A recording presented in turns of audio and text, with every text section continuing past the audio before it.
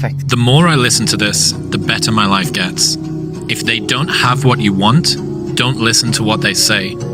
There's no greater waste of time than justifying your actions to people who have a life you don't want. That was a message to my younger self. It's these moments, these decisions we make on a daily basis. Do we get up early and go for a run? Do we hit the snooze button? Do we go that extra rep in the gym and our body's dying? Do we push past that? All these little things are the inches that add up to be the measure of difference between first place and forever forgotten. Second place. Huge margins. If you look about your day, all these little moments of life, all these little opportunities are in your wheelhouse. You create it. And later in life, when you're crying because you came up short, stop being so selfish. Look back on your day, examine it, put it under a microscope, and have responsibility for your actions.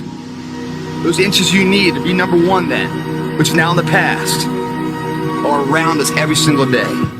It's not a bad break, it's not the ref making a bad call. It's that you get up that day and do those little tiny things, the little details, the little nuggets of life. That's what adds up to be the difference. And if you're gonna sit here and complain why you came up short, without taking responsibility and looking at yourself internally first on all the opportunities you decide to pass on for comfort, then you're a shallow person, guys. If your day doesn't challenge you, don't ever expect to be changed by it. They go hand in hand. He's hooking! He's hooking! Damn, Ron, come on! What's the matter with you? Tomorrow. There is no tomorrow! There is no tomorrow! There is no tomorrow! Get back to fucking work. It's time to get back to work. Stop hearing yourself talk. Get off the podcast. Don't be on social media too much. Cut out all the fucking noise. Get back to the fucking mental lab. Because that's where the knowledge came from. I think the best way to prove your value is to work, is to learn, is to absorb, to be a sponge. But you always want to outwork your potential. You know, as hard as you believe you can work harder than that. But you have to learn how to fail.